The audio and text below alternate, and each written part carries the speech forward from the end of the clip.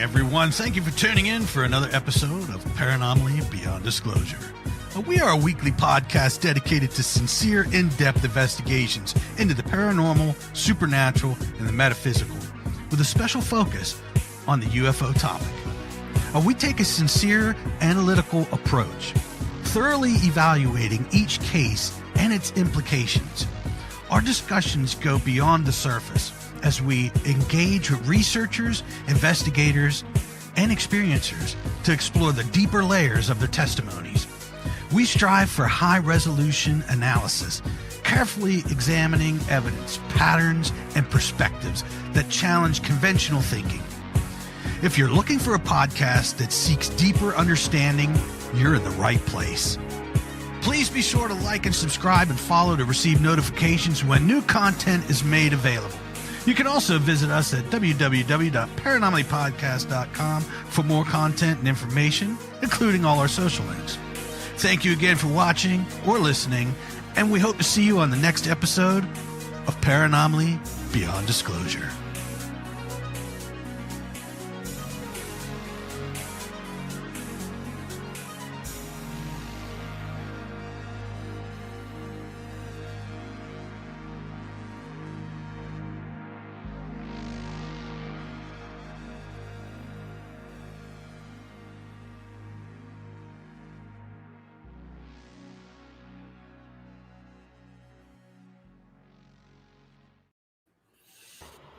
Hey everyone, thank you for tuning in tonight for another episode of Paranomaly Beyond Disclosure.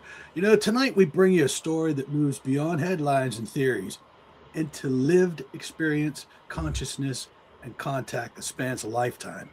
And our guest, Bonnie Jean Mitchell, a lifelong alien abductee and contactee whose experiences reach across decades of interaction with multidimensional beings that she calls the star people. From out-of-body encounters on the etheric plane to profound spiritual awakening. Bonnie's journey is one of transformation, empowerment, and reclaiming inner sovereignty. Thank you so much, Bonnie, for joining us today. Oh, thanks for having me. It's a pleasure. Tell us just a little bit about yourself, Bonnie. Well, I'm a lifelong contactee, and I'm here on a mission. My whole life, basically, I've had one foot in the physical world and one foot in the spirit world, and I pay close attention to both. So I'm here to help humanity wake up as we go through this shift of consciousness and remember who we truly are as eternal spiritual beings. So that's my mission here. And I run the website Alien Abduction Help and also awakenvideo.org. And you're also an author. You have 2 books. Yes, I wrote 2 books about my experiences. The first one is Journey with the Star People, and the second one is The Shift, a lifetime of contact leading to higher consciousness. Now, do these books go together, or can you read them in any order? They do go together. The first one is Journey with the Star People, and this is basically my experiences from a child up until about 2005. And then The Shift picks up 2005 until about 2021. Okay. And you still have a lot of experiences present day or in recent years, is that correct? Yes. Which is interesting. Yeah. They're still going full strong. Yes, they're different though. They've changed a lot. It's been a process throughout my life. Yeah. Well, we will get into that. Let's start from the beginning and let's go back to when you were 4 years old in Virginia in the Blue Ridge Mountains. And I believe that's when you had your first experience. That's right. Well, I used to do this thing when I was a kid, when I was very young. When my parents would come in and say goodnight to me, and they were very loving parents. And they would close the door, they turn the light off and close the door, so I was there in the dark room. Well, I was very curious, and I kept my eyes open, and I peered into the darkness to see what was there, because I can feel energy, and I knew things were there. So I kept my eyes open and watched. And eventually I started seeing images in the air above my bed, and they were all lit up. They were glowing and they were colorful. And it was usually things that I liked, like toys and candy, balloons, that kind of thing. How vivid and how realistic? I think pretty vivid, right? Because it was one experience where you actually felt that they were physically there, these things, and you reached out and you kind of freaked out your mother. Yes, Process. yes, yes. One night I was in bed with my mother, and during the night I woke up, and above me I saw some, some balloons and candies and toys, and so I reached out to grab them, but I couldn't grab them, and I felt like they were too far away. So I stood up on the bed and started jumping to grab them, and then I noticed that my hand went right through them, and I didn't really know what that was at the time. Now I know that was my third eye working. My third eye's been active my entire life. Okay, then quick sidebar about this, because I'm confused, and maybe it's just because I only just have scratched the surface with understanding the third eye and all there is to it. But I was always under the impression that the third eye, excuse me, was equivalent, maybe perhaps, to the mind's eye, and that what appears in your mind's eye, like when you, for instance, imagine a picture of, say, an elephant or something. I always thought that that was perhaps where third eye visions emerged at in your awareness, kind of inside, right? And some people have very vivid, third eye imagery that comes up, which I do not have at all. Very kind of the opposite. What do you Well, that is? Jim, Go ahead. yeah, the third eye does a lot of different things. It definitely helps with your psychic awareness in every way. But for example, now when I go to sleep at night, after about 15 or 20 minutes of being in a dark room, I will start to see this pulsing, right? I can see it with my eyes open or my eyes closed. I see this pulsing. It's like a flower. It's like a undulating energy. Is it indigo? And Is it purple? yes, it eventually turns Okay, I know what purple. you're talking about. Yeah. So this is the third eye activating at night. It can do it every night if you focus on it. And if I give my attention and my energy to it, I can do things like I can change the color of it if I want to, or if I stay Or awake long enough, project it, I'll maybe. start. Hmm? Or project it outside of you. Is that what perhaps is? Well, it's basically I'm seeing it like almost on a screen about 2 feet in front of me, in front of my forehead, and I can see images and it will change into swirling images. But the third eye helps with so many things, like going out of body and having vivid dreams and all kinds of things. So it's a little bit different than just your mind's eye. Okay. The pineal gland is in here.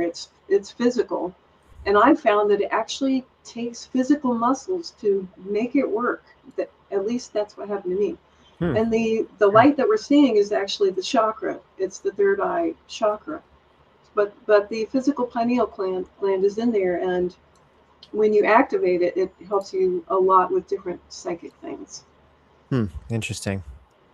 Well, so let's continue on then with the experience. And you include that with this first contact experience as if that's relevant somehow to the emergence Absolutely. of the beings that are about. And I'm interested in what is that connection exactly. But go on with what Okay. started to happen next. So I would see the images every night. I did it for years. And so one night, well, as I was seeing these images, I started to see people, humans, walking up to my bed. And usually it was just one or two people, and they seemed very friendly. They walked right up to my bed. I'd be wide awake with my eyes open looking at them. They're standing right next to my bed talking to me, but I could never hear them. I could see their lips moving, but I couldn't hear what they were saying. And I later figured out there was some type of barrier between us. It's almost like a pane of glass, like I was looking at them through a window. And I figured that these were probably relatives of mine who were in spirit. So they would stand there, try to talk to me, and then they'd realize I couldn't hear them, and they would smile, and they'd wave, and they'd walk away. But one night, when I was 4 years old, I saw two beings walk into my room who were not human. And the way I saw them was they looked like stick figures, like they were literally stick people with huge, huge heads. I couldn't see their faces. I couldn't see any features, probably because I'd never seen anything like that before, and I just didn't know what I was looking at. But I was sitting up in my bed, I was awake, and they walked up to the bottom of my bed, and I was scared, and I screamed, and my mother came running into the room, and as she came in, they slowly faded away from my sight. But I do think that was my third eye working that allowed me to see them.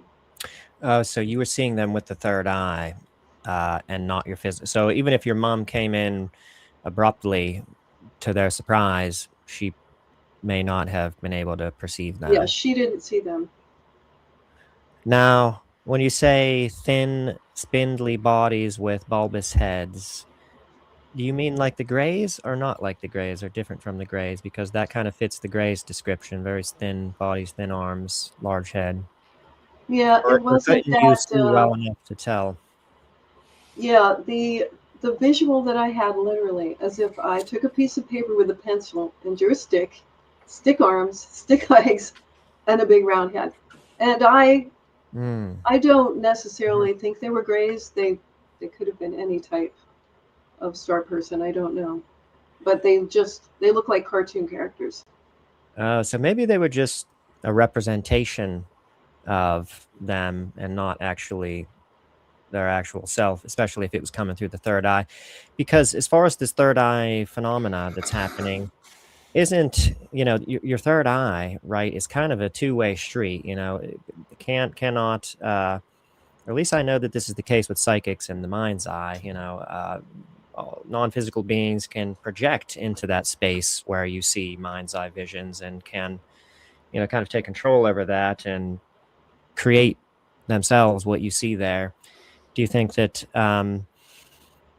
that you're both, there's an interplay between you and the beings in terms of the imagery that you're seeing in the room, and these stick figure bodies?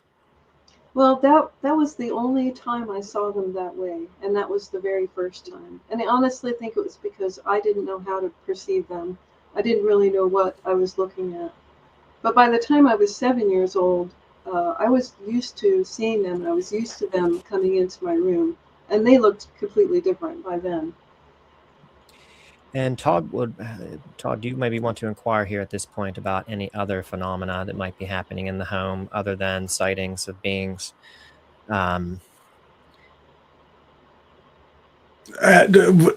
Explain. There's lots of things that happen in a home. Well, are you experiencing any poltergeist activity or paranormal phenomena simultaneously at this age when you're younger? Is anyone noticing anything else going on in the home at all other than this image? So this was the only odd thing? Yeah. Okay. Interesting. A lot of times, in many cases, there's always a kind of accompanying phenomena, that's happening in the home, which people code as, paranormal things, but which, probably is in many, many cases, if not maybe the majority of cases, UFO phenomena, I think sometimes. And that was actually a good question, Jim, because she did say that she thought her ancestors were contacted. So that is very good. That was a good observation, because have you seen these possible relatives again? Yes, I have. I don't know if they're the same ones. I don't really remember, from when I was 4 and 5 years old, exactly what they looked like. But I do now. I see my spirit, relatives all the time now. And are they spirits, or how are they portraying themselves to you? I usually see them in vivid dreams. So for me, when I go to sleep at night, my consciousness usually leaves my body. I go out of body, and I go and explore different places. And sometimes I do see my loved ones, my parents, for example, who are both passed over. I see them often, and they just, when I'm in this dream state or in my etheric body, I see them just, they look like they're in their prime, basically. They look to me like they're about 30 years old. They're very young and they're happy and full of energy. And that's how I see them. Mm-hmm. Before we move on, what is the relationship to the initial experiences of your third eye experiences and what was to come? Or do you think that there was, I had the feeling like maybe there was a kind of progression here, to maybe get you accustomed to the experiences which were to unfold later. Do you feel like there's any hint of that?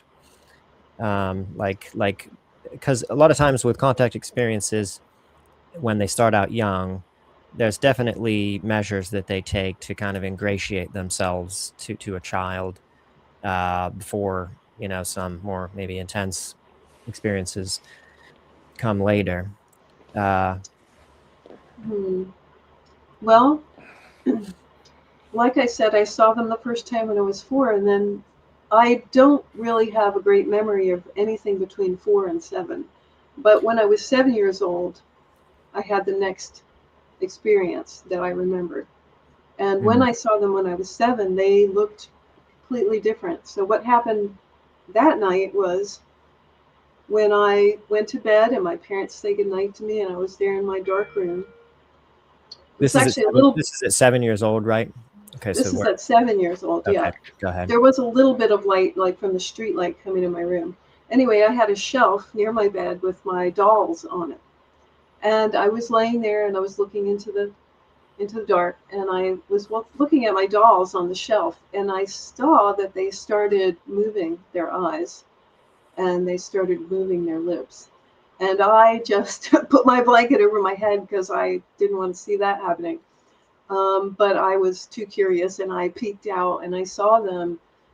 They looked like they were moving, and 2 of them came off of the shelf, and as they came off of the shelf, they turned into 2 star people who walked up to my bed, and one of them came right up to my pillow, and one stood at the foot of the bed, and they were like a yellowish tan color, and I guesstimate they were 3.5 or 4 foot tall, and they had the big black eyes. Gray But type when I saw, morphology. yeah, when I saw them, I thought, oh, it's just them. Oh, it's my friends. So you So already knew. You I recognized. already knew them somehow. Yeah, I was used to them coming, and I sat up in my bed. I took the blankets off. I sat up and I jumped out of the bed, and one of them took one hand, and one of them took the other hand, and we walked right out through the living room, out the front door, and I don't remember what happened beyond that. So there were definitely some experiences between 4 and 7 that Yeah. that there was a relationship, obviously, that had developed in that space, but you don't have memory recall over those experiences. What do you think about the lack of memory recall? I know you have this idea or ideas around surrounding fear and how that may play a role as far as conscious memory or not, and perhaps there was some fear, understandably, with these first experiences, and maybe that's why there's. Mm-hmm. Yeah, that could have been. Well, I say that about fear because when I was older, I was about 19 and 20. They started coming a lot, like at least once a week. I would see them, and my star friends. Now, there's different types, different varieties that I've met with, but the ones who were very friendly and who became my teachers, they taught me that if I was anxious or afraid when I was going to sleep, they wouldn't come see me. So I kind of had to learn how to be brave and, be in a good frequency, actually, because then they would come into my room and I'd go through this process. I call it the transitional phase. I think this is what happens. It's why people will become paralyzed, is because we are changing our state of consciousness. And the body goes through this transition. And what happened to me was these star people would come into my room, and they were helping me change my frequency. This is what I figured. We were meeting halfway. They were helping me raise my frequency, and they were lowering theirs a bit. And this is how we would meet. And they would pull me right out of my physical body.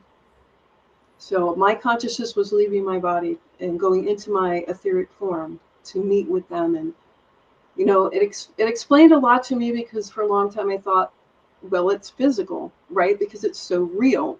And I'm awake and I'm aware when I'm with them. But there were things that didn't make sense, like how did I float through the wall, for example? Mm-hmm. So, yeah, I did have an experience one night where I actually set up a camera down at the end of my hallway. I was about 20.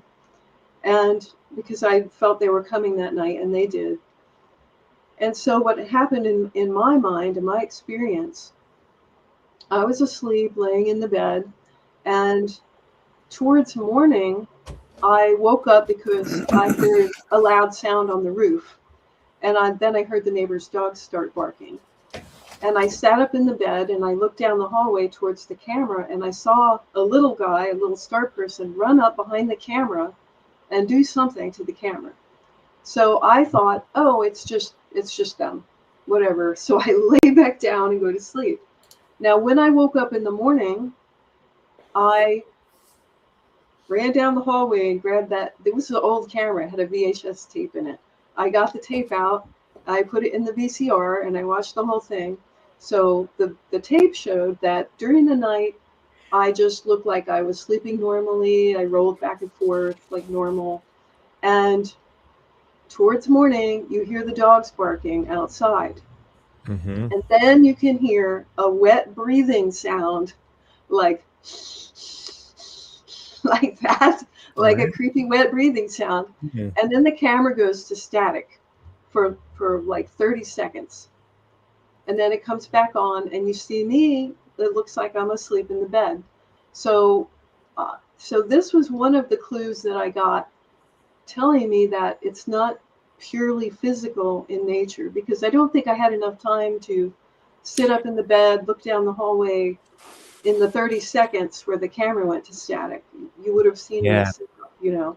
Right. So that was one of the major clues I got, that there's something more going on here. It's not just physical, but it is real.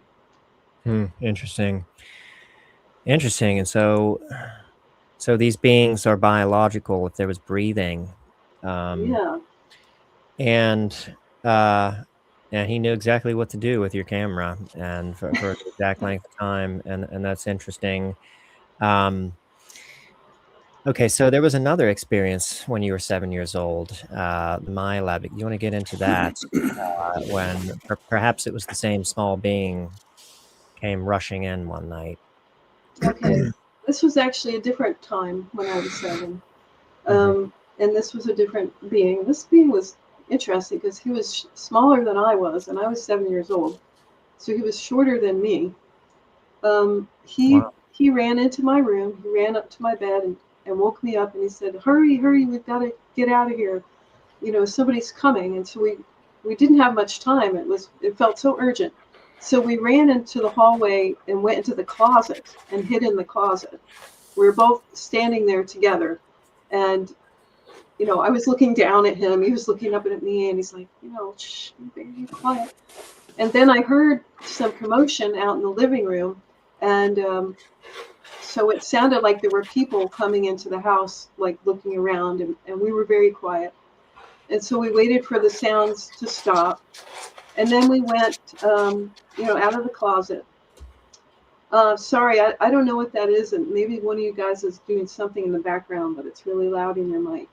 I'm not sure if it's you, Todd, maybe moving around a little bit. Yeah, I think there's some background noise or something. Something sounds different with your mic, Todd. It's picking up everything in your room, and it doesn't normally do that. I don't have anything running. Let me mute the mic and we'll find out. Okay, so after the sound stopped in the living room, we go out into the living room, and there's nobody out there. So we think that the coast is cleared. So me and this little star person, we walked to the front door, and he wanted me to go out the door with him and go someplace with him. So we both walked out into the front yard. But as soon as we got out there, these two human men, adult men, came rushing at us. And we both ran. I ran across the street to my neighbor's house, and the little alien, he ran a different direction, so I lost track of him. So I ran into the neighbor's house, and I was very familiar with their house, and ran into the back door into their kitchen. And these men were right behind me, of course. And they played this little game with me because there was a kitchen table, like a round table. And I went running around the table, and one of the guys just stood there and waited for me and tripped me with his foot. So I fell. And when I fell, he had this tiny little square of metal. And he held that. When I fell, it went onto my lower rib. And punctured the skin, or? Well, this was the experience. In the morning when I woke up, there wasn't anything there physically. But this was the experience that I had during the night. And then, but for years after that, I had pain there in that spot. So I don't know if that was some type of an implant or something, but that was basically my first run-in with what I would call the secret government or psychics, military psychics or something. Mm-hmm. And a strange method of implanting someone with something, as you're falling. Yeah. But there's just so much, and that's why I just find the MILAB experiences almost just equally mysterious as the ET experiences, because they're just kind of like almost like a different species than us now, with just all of the technological advancement that has happened over the decades since they've, acquired ET tech and things. Mm-hmm. So, and then you woke up right on a metal table after this, right? Or wasn't? Oh, that's right. Yeah. Yeah, that's right. Yes. So, yes, unfortunately, I was laying on a metal table, and there was a girl next to me who was much older than me. I guess she was around 18 or so. And we were kind of strapped to these tables. And I recognized, I remembered the room. I say I recognize it because I ended up going there again. And we were basically at the bottom of these stairs. There were some steps coming down. And what I could see looking up the top of these stairs was a little landing and these double doors. They were metal doors, and they had the windows in them. And the windows had this crisscross, kind of like thin wires crisscross in the windows. Mm-hmm. And they were gray doors. And so these men, I don't remember them very well, but these men walked up to us, and they really scared me because they told me they were going to coat me with gold and turn me into a statue. And then they left. Yeah, and that was pretty worrisome to me, because I laid there and I thought, oh my God, 7 years old, if they coat me with gold, I won't be able to breathe. And was that typical of the kind of things that they would say, just really kind of cryptic? Why didn't they say that they were gonna, beat you up or say, coat you in gold and make you? I don't know. Yeah, unless maybe this was around the time that Goldfinger was being released.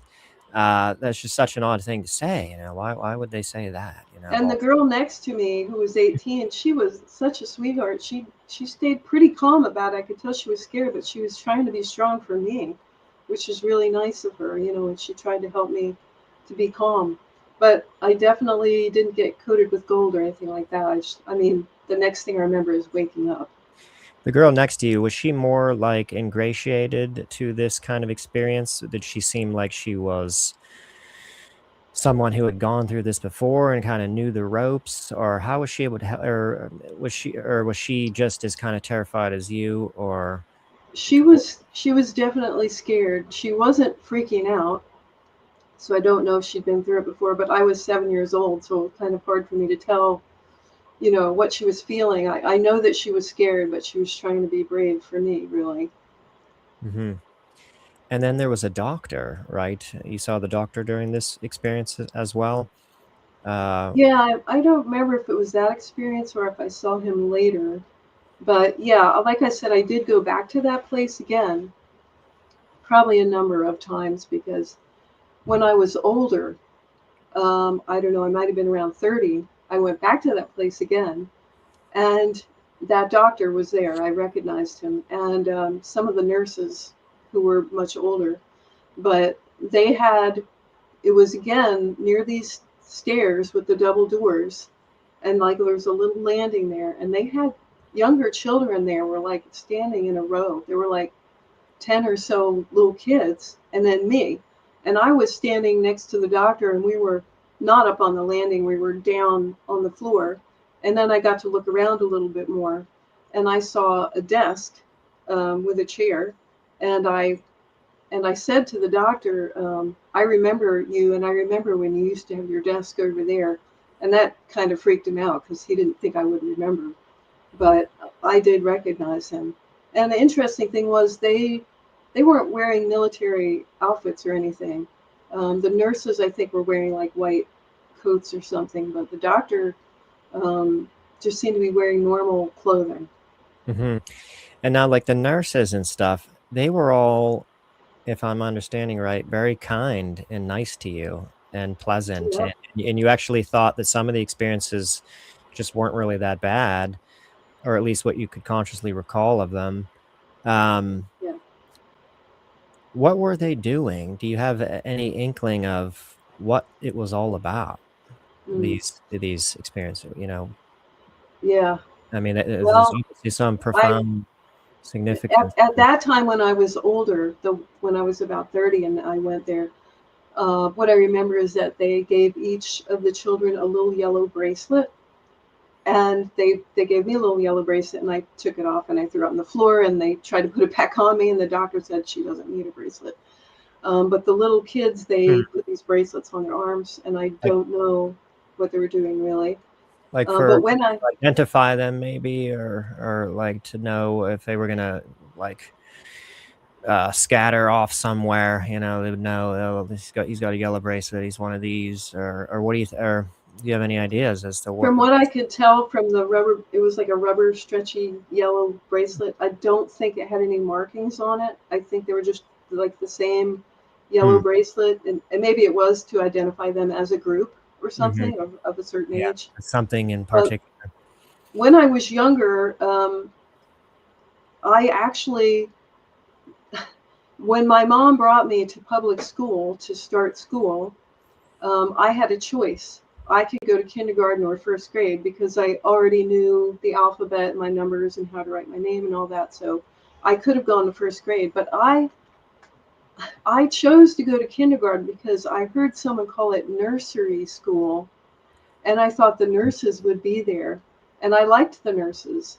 So I thought I want to go to kindergarten. So I went to kindergarten, and I never did see the nurses, and I was really disappointed because I liked them. So whatever they were doing with me, as a child, they were very gentle and kind about it, but I don't exactly know.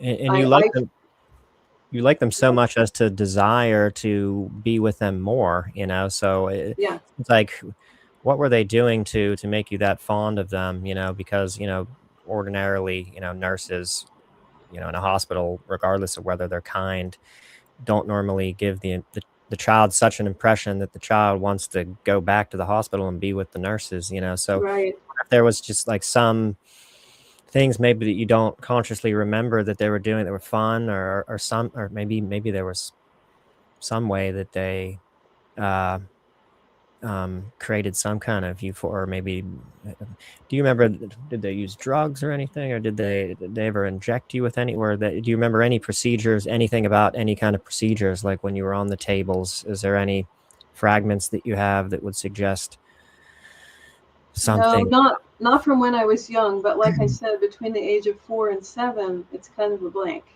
I know that things happen because, all of a sudden I was friends with the star people when I was 7. And so I know that they'd been coming and visiting me. And I don't know what the connection is. I don't know what happened in those years. And did you associate the star people with the humans underground in these underground installations? Maybe as a child, mistakenly, did you associate the two together? Or maybe they are No, associated, or no? no, because, for example, when the little alien ran into my room and said, "Hurry, we got to get away from these bad people." Okay. So Yes. it's always been like that. Well, when I got older, I mean, so much has happened in my life. There's been a progression, but I've definitely seen, underground bases. I've seen the reptilians, and I think Greys are also involved with some of the Greys, with the military stuff. But when I was a child, I didn't see that, and I saw the star people as being my friends, and not the government people. Not the mean ones, anyway. Did you ever have any experiences with like mantids or anything like that? I did one time. Um, it's kind of a funny story. I was a bit older. I might have been 35 or so. I knew a lot by then, and I was in a situation where I could come and go as I pleased by then, pretty much no matter who I was with. So one night I went to sleep as usual, and I woke up, and I was walking into what I thought was a cafeteria. I know that there were a bunch of tables, and there were what kind of looked like mantid beings, but they were black. They're all black, and they all look the same. And there had to be at least 100 of them sitting at these tables. Oh my gosh. And I don't know, I'm a very positive person, and so I walked in and I was smiling, and I walked down, and they got really quiet when I walked in, and they just stared at me. But sitting at one of the tables was a Gray. And I walked up to the table and I looked down at him, and I thought he was cute, and I almost patted him on the head, but I decided I wouldn't do that because that might embarrass him in front of all these mantids. So I didn't do that. But I was just lone very Gray, happy. just a room chock full of mantids with one lone Gray sitting Yes.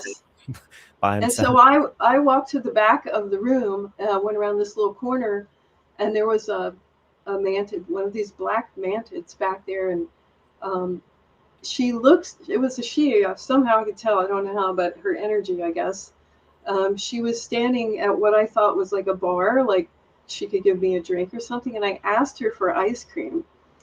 And she looked at me like, at first she didn't know what I meant, and then so she went in the back and she came back and she gave me a cup, and it was like a slushy, like with ice in it. And I think they were just fascinated with seeing me there, and I was just walking around, like I belonged there. So she sat at a table with me, and she brought out these little wooden puzzles, kind of like you would do with a child. And one of them was human anatomy, and the other one was the skeleton or exoskeleton of the mantid. And Did we they look were like they were putting made by together. humans? Were they our products, these puzzles, or were they crafted by them? Well, I don't know, but I mean, it kind of looks something like a human would make. Yeah, it was like a wooden puzzle. So weird. Wow, that's interesting. Maybe for the it could have really looked like anything, but they made it appear for her as Could be. something. So that would make you not scared anyway. Yeah. But they do, I think, acquire things somehow from us. Maybe when our socks go missing, Yeah. because like with the hybrid program and hybrids, they're in human clothing, like real kind of tattered, like old human clothing that they're getting from somewhere, and they Yeah. have. I think they're pilfering on occasion old clothing potentially. Yeah, and they try to dress Perhaps accordingly, other. but they're just not very good at it. They're very out of style. Yeah. But I I painted a painting one time. It was of a little girl and a star person standing together outside in the woods. It was a snowy picture, and I really liked it. And I had that in my room, and then it just was gone. It was gone, and I think that they took it. Interesting.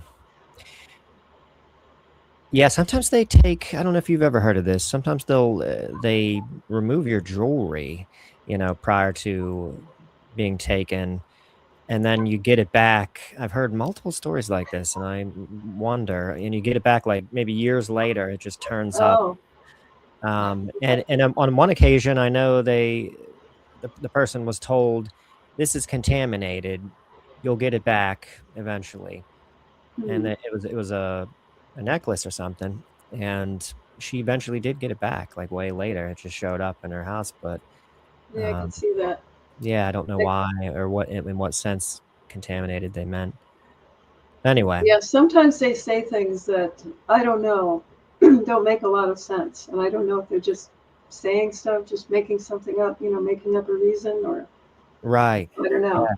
Yeah, yeah, I think that definitely can often be the case when they're interacting with children. It seems to me like there's definitely many instances when they're Well, interacting with children where they, kind of spin some stories and, mm, um, obscure more heavily, the true nature of what's going on, but perhaps not in any more, malicious way than, just the doctor does when he's treating a child. right.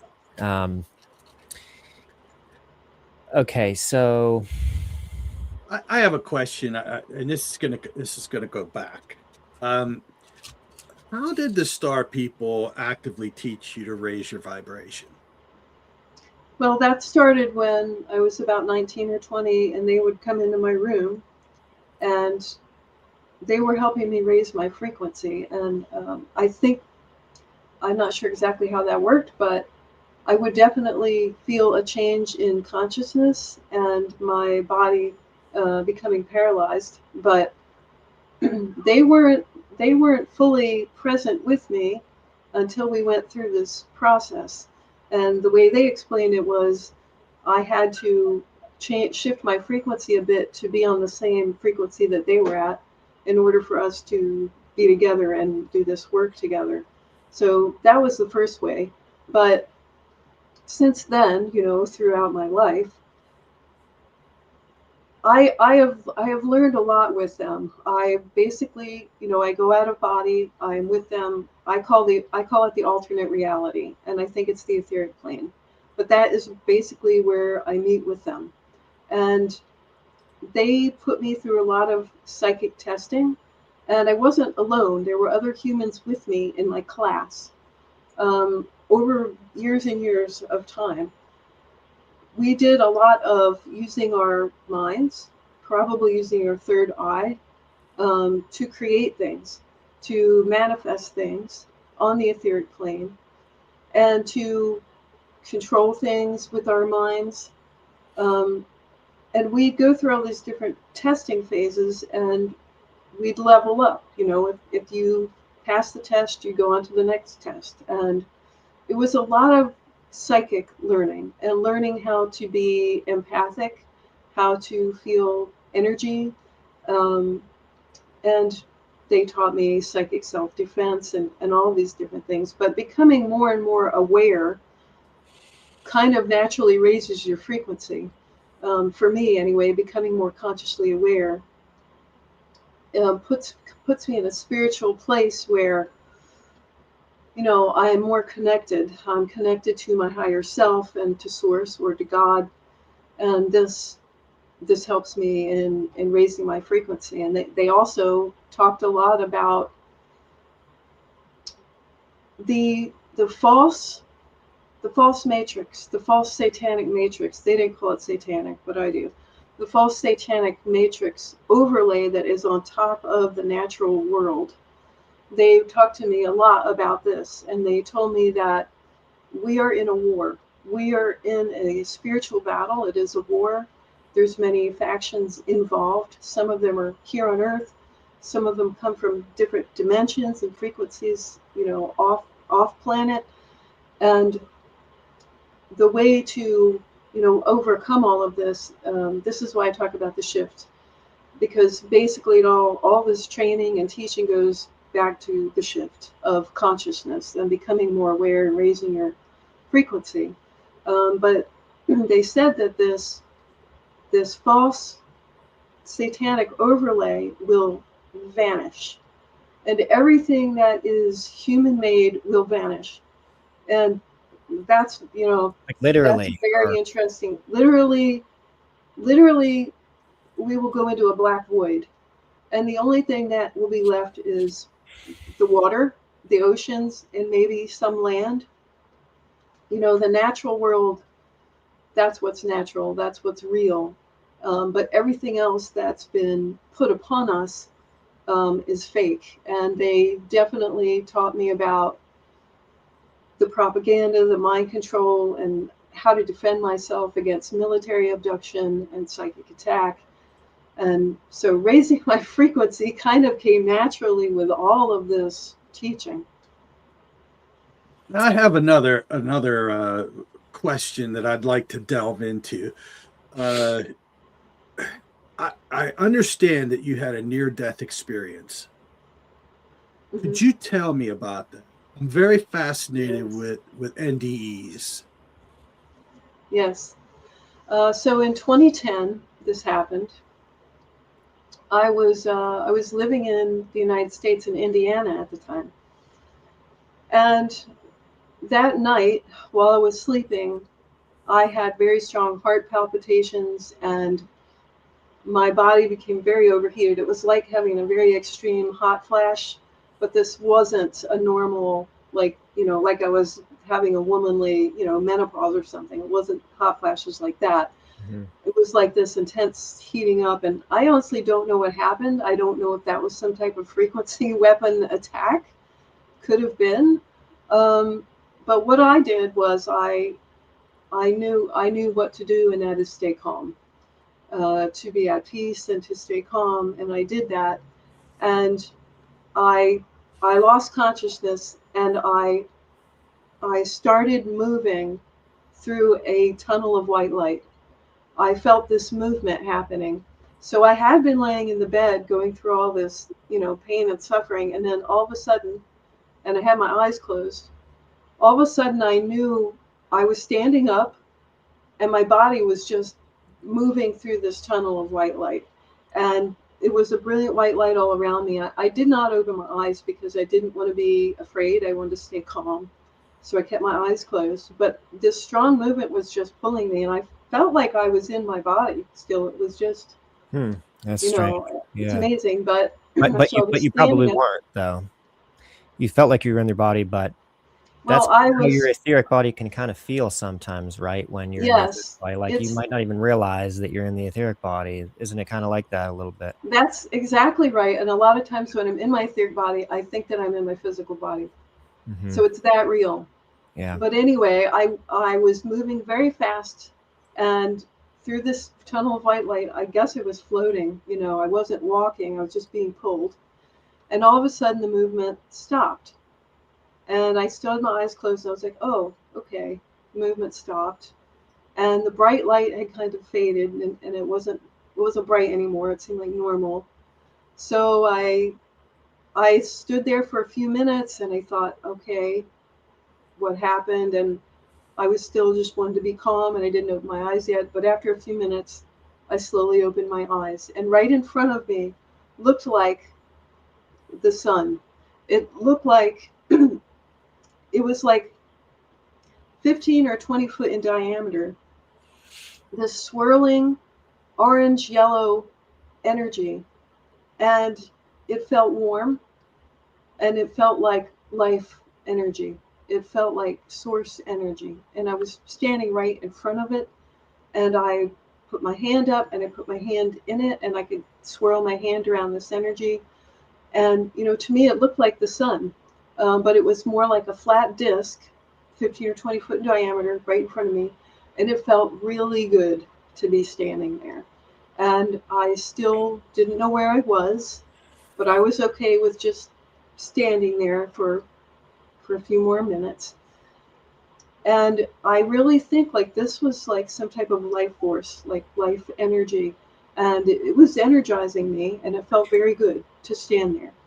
I was going to say, could it have been a portal to another dimension? You know, I kind of feel like the tunnel of white light that I came through was this. And then I was standing on the other side of it. And I don't know if our sun maybe is a portal. That has occurred to me. But I think maybe I came through that. And then I was standing there right next to it.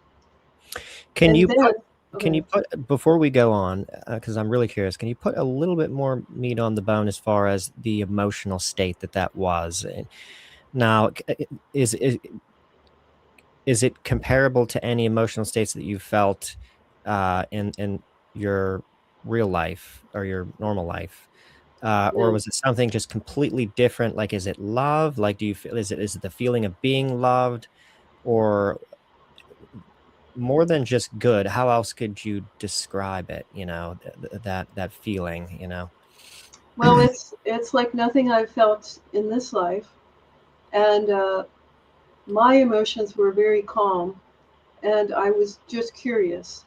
And I wasn't afraid or anxious or excited or anything. I was very calm and curious, and I knew that I was going to take my time and just think things through. But being in front of this energy, it was giving me life. It was giving me energy, and being there right next to it, I probably could have just stood there forever. I probably could, you know, and been fine. Because it was so captivating, just the feeling was just so wonderful that almost like when you're in a hot shower, maybe sort of almost reminiscent of that, like you just don't want to get out of it kind of emotion. Yeah. Like, this is just so good, you know? Yeah, like that. Yeah. It But felt.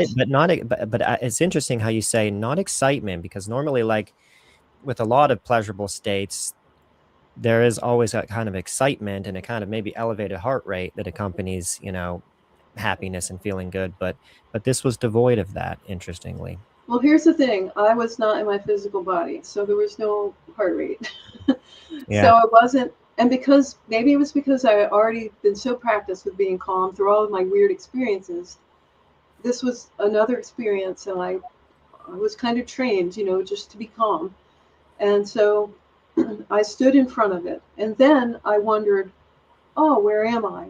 And as soon as I started to turn my head, the scene changed. And it may have been that I changed the scene by turning my head, because I had to figure out where am I. So all of a sudden, I was standing on a beach, and up in the sky, a clear blue sky, was the sun. And I think it was the same one that I was just standing in front of.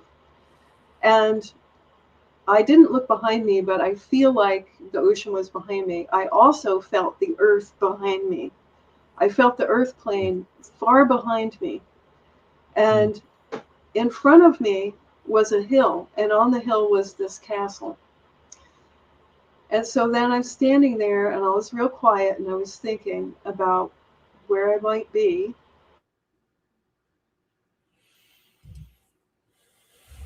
Uh-oh. And back home. And I felt so much relief. Bonnie, can you go was back so one happy, and I felt so safe and so comfortable. And I remembered what it was like to be back home in spirit, and I was so relieved to be there. And when I thought about the earth plane and all of the dramas and things on earth and all the problems, I just chuckled to myself. I laughed inside, because I realized that the earth plane is kind of like a simulation. It's like a learning game, a learning school, but it's like in spirit form, it's just not taken that seriously as when you're stuck in it. So yeah, looking back at it, it was like, nothing. Yeah, like that's the thing that, just real quick, that's the thing that we just all need to get into our heads, you know, like we're taking this way too seriously. Like this is a school we're all learning. Like to me, that just seems like what if there was just one thing that we could all change, it should be that, you know, just realizing, you know, the intention of all this, you know, everything that's happening to you is supposed to happen, you know, Yeah. it's all a school. And, you know, like David Icke says, you know, it's going to be like taking the VR goggles off and like, oh my God, you know, Yes. that's all. And then you remember. You're like, Yeah. oh yeah, Yeah. And then you remember what this is all about. Right. yeah. And I So just, yeah, go on. Yeah. okay, so I was standing there on this beach and I'm looking up at the castle and I'm like, oh, what is that castle? And then I remembered because going through all the psychic testing and teaching with the star people, they would always tell me, like they put me in a maze or a labyrinth or something. And they say, you have to find your way out of this. You have to use your senses, you have to use your third eye and your psychic senses to find your way out. And whenever they did something like that and it was a challenge, they'd say, if you can do this, then you'll get the castle. And I always wondered, like, well, where's my castle? Because I finished the lesson and I went up the next level, like, where's my castle? But they talked about a castle a lot. And I really think that I created it etherically in my mind because they also taught me about creating things on the etheric plane. And that was my castle. And I was like, oh, okay. And so I started walking up this hill towards the castle. And while I was walking, there was no physical exertion at all. I was just walking, but it didn't really take any muscles. It was almost like floating up the hill. Mm-hmm. Although I felt like I was in my physical body. Hmm. I felt like I was. I felt like I was just awake and aware and fully conscious. And so I'm walking up the hill and it was beautiful and there was flowers, bushes and flowers and stuff. And so here's what I thought walking up to the castle. I thought as soon as I get up there, I'm gonna I'm gonna go inside and I'm gonna get in my bed and I'm gonna sleep for a month because I need a break. I'm gonna go in there and I totally intended to go up there and go in my bedroom and just sleep for a month. What did And you I feel like you also needed to break from, or what did you feel just I exhausted from? felt like I worked really Yeah. hard when I was in my physical body on the earth plane. I felt like I worked really hard Okay. Yeah. and I did, and I just wanted to sleep. I just wanted to take a rest because Uh-huh. I knew this wasn't the end. I have more stuff to do. Just because I died didn't mean things were over. Yeah. So I also could see, I saw it as like another room kind of off from the castle where all of my family was.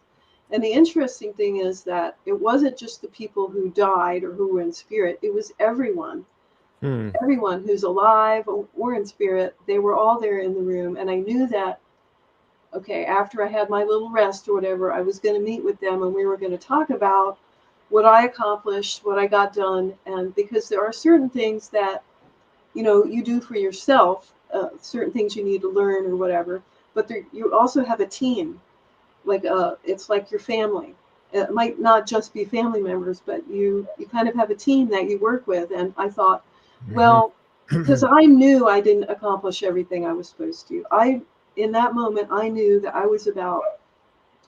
had done maybe 1/3 of what I was supposed to do.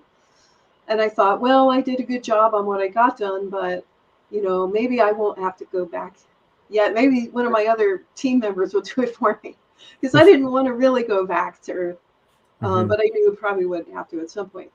So anyway, I go up to this castle and I'm about to open the door, and the scene changes again, and I'm back standing on the beach where I was. But this time, looking up at the castle, I see a mountain range as far as I can see, and there's a cliff. And on this cliff is this beautiful white unicorn. And the unicorn, as it's got a long spiral horn.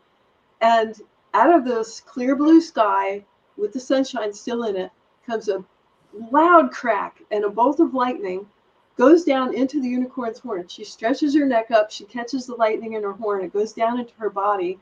And then I feel all of this energy inside of my body, and I realize that unicorn is me.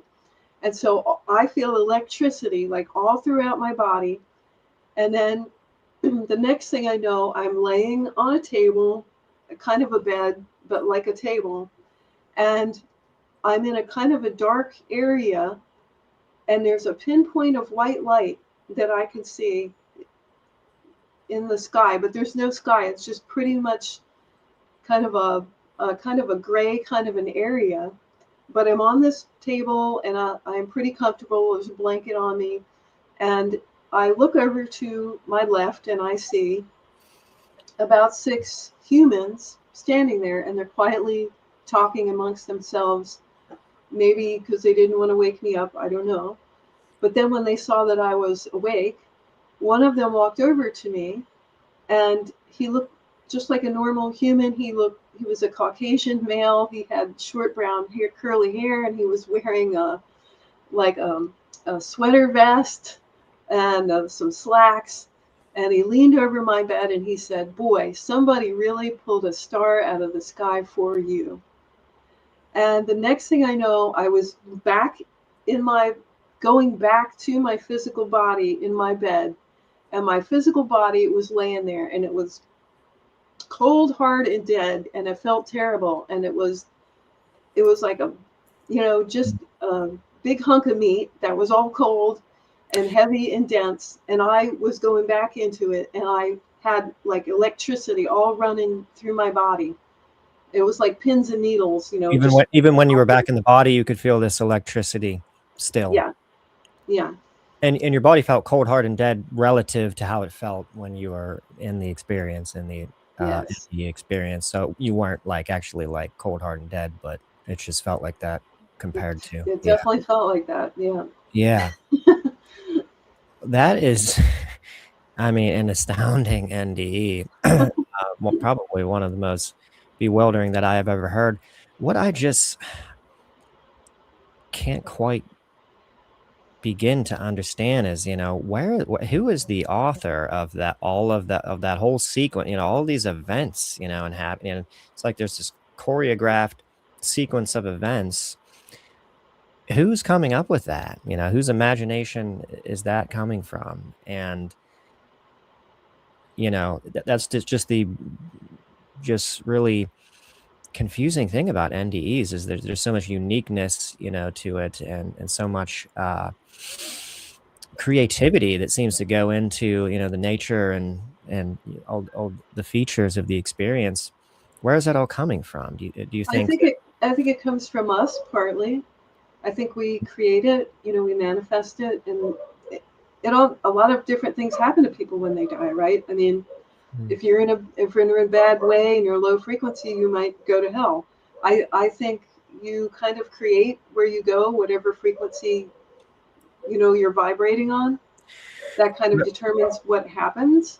Whatever frequency you're currently vibrating on, does it really matter what your frequency is at that moment? Because that's what bothers me a little bit, Yes. about the afterlife and transitioning is normally it's an uncomfortable state that we're in, as we're dying, and like when that happened to me, I was in pain, I was suffering, and I chose to be calm. I chose to be calm about it.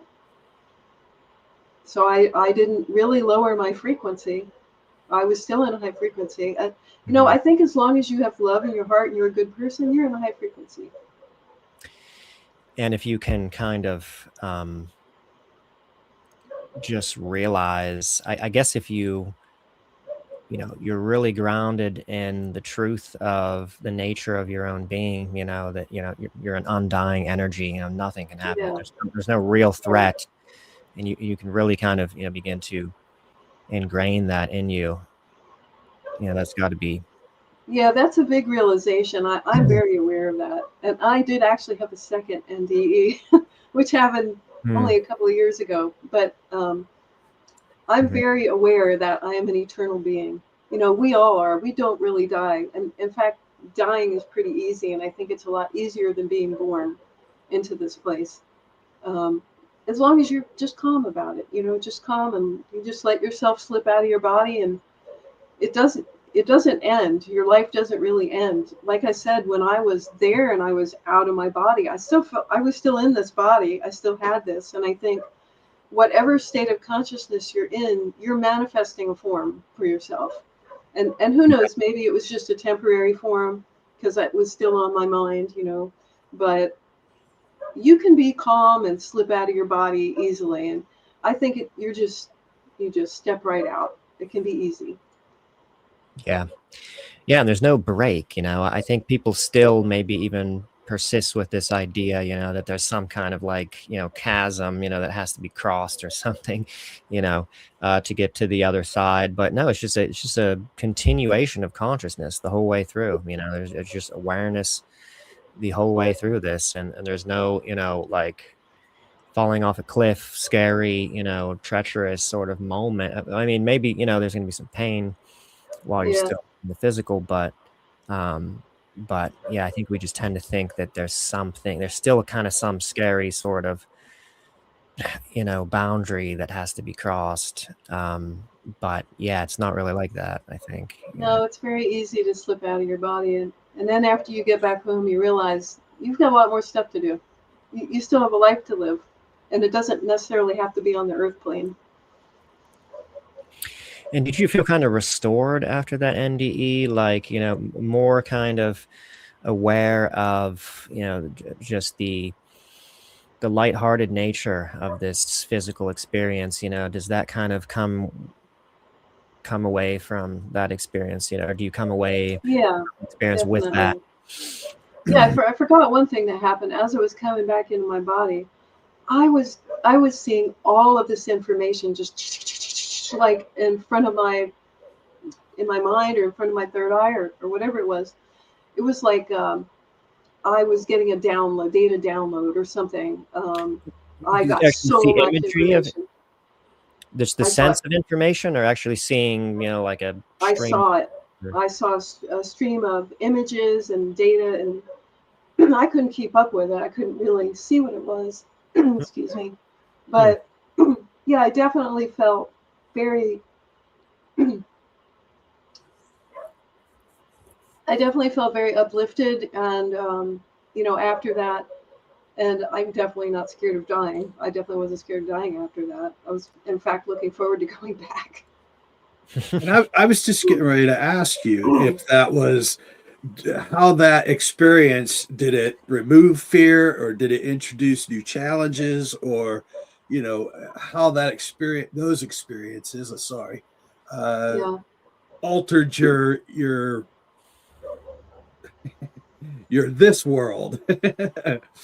yeah. It made me. It definitely made me not afraid of dying, and it took a lot of fear out of my life, actually, because when you realize you're an eternal spiritual being, I mean, there's not a lot that can really phase you, honestly. I mean, I still have challenges in my life, and I still get frustrated and angry and think if things don't go right. But you know, I know that this is temporary, and I can get through it. I've got enough patience for a whole lifetime. I can get through. I can endure anything, and when it's time for me to go, I'll just happily slip right out.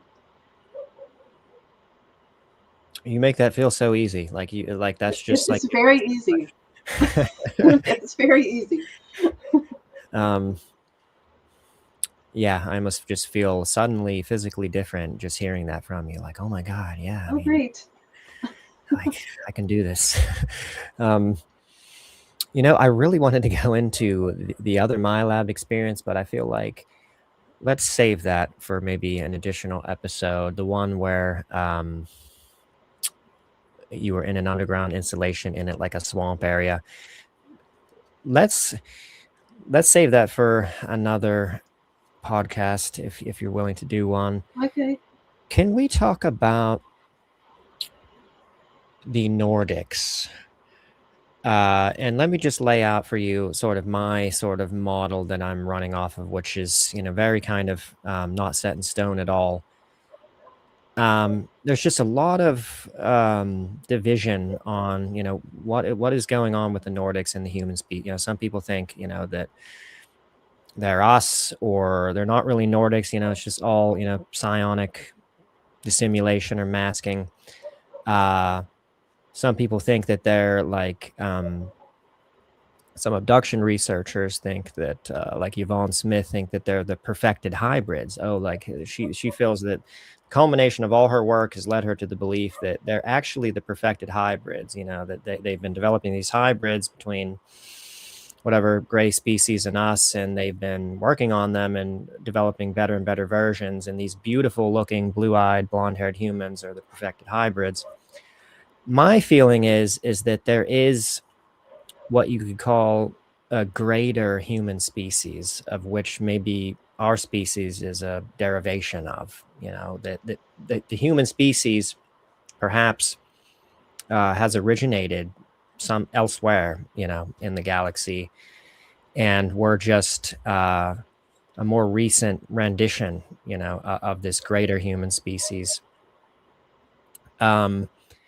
And perhaps like the Pleiadians or the Lyrans, people call them, they are kind of maybe more close to the original sort of, human species.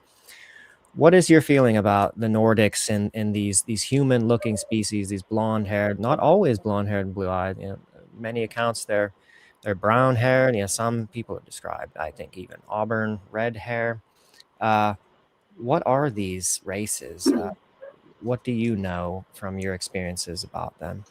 Well, it's kind of funny in my case because I don't really know. I don't really know what Nordics are. For me, it's been a very spiritual, a personal journey. And even the ones that I consider to be family, I would call them Pleiadian, but I'm just labeling them for everybody else because everybody asks me, Because it's a useful term. who are they? What are they? I don't really know. I know they're multidimensional beings and they can pop in and out of this reality if they want to. I know they exist in a different frequency. And I don't really know that they come from like another planet, from a physical planet. I think I don't know, they're multidimensional beings. And so the ones that I consider to be family, I can describe them to you. They are usually about 6 foot tall, 7 foot tall. They don't have the big heads and big black eyes. They look more like humans, but they don't usually have hair. Sometimes they have little white hair or blonde hair, and their eyes are a little bit bigger than humans. And sometimes they're blue eyes, sometimes they're black. They're very skinny, they're very thin, and the color of their skin is kind of an off-white, like a creamy off-white kind of color. So I don't really know what to call them. I call them Pleiadians when people ask me, but I don't really know. Yeah, I don't know that I've ever met the Nordics. Well, I like that perspective because that's how I think we should all be. We really, I think most of us, we just don't know. Like we've just got bits and pieces, and we just cannot come to a conclusion on this. What's tantalizing is they look like us. That they're so similar in appearance. To our body form. That suggests some kind of relationship that we have to them. So Yeah, to I don't me, think I've met them. What are they like as far as behavior and their just psychology? With your the ones that these ones I described to you that I consider family, they act act a lot like humans. Honestly, I mean, with me, I found that they tell jokes. They have conversations, casual conversations, and they just seem very normal to me. They are kind of human-like in the way that they behave. They're not like really alien. Not to me anyway. That's interesting to know because I kind of got the impression from like Billy Meyer and his interactions with Samyasa that a lot of them maybe were kind of a bit emotionless. I think in those conversations there was something that was relayed to him about that they had kind of made a mistake evolutionarily and kind of suppressing too much their emotional states, and that this was something that they needed to course correct with. So you mean the Pleiadians? Yeah, I think she was, she regarded herself as a Pleiadian, this Semyasa. But whether maybe she was representative of the larger group, though, who knows? I mean, maybe she was just right. She, everybody's different. That's another thing. It's kind of stereotyping. You can't say they're all the same. It's like with the Greys. I've met some of the Greys too, and some of them are evil little bastards. They're malicious. But then there's others that are pretty enlightened. There's different types, and I've seen other types they're about 5 foot tall, and they've got the big head and the big black eyes, but they're like a kind of a tan yellowish kind of color. I spent a lot of time with them too. And then I've seen other beings that they're more robotic like. I had an experience one time, I called them the blue robots, and they actually had really round heads, and their skin was blue, but they seemed like kind of a hive mind. Todd, do you want to bring up our pictures of the blues? I'm curious if the what's been portrayed as the blues in our drawings is what you're talking about. And these were robotic. How were they robotic? Exactly.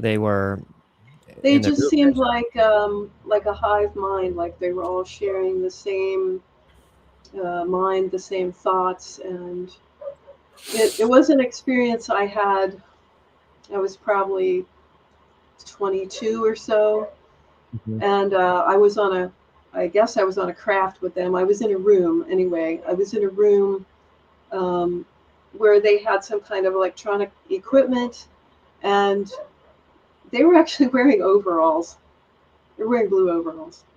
And was their skin blue as well? Yes, they were blue, and they were wearing blue overalls. Did they have hoods? Did they have No, they didn't. No, they didn't.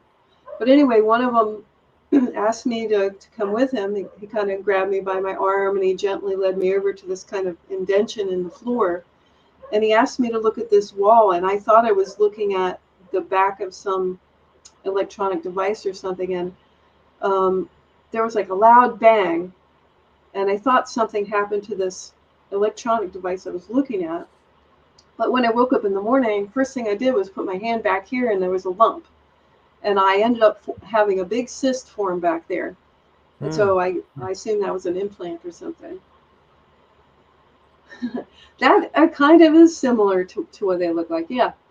Go to that other picture, because there's a bunch of different variations on that other photo, the one titled just Blues. Some of them are more rounded in appearance.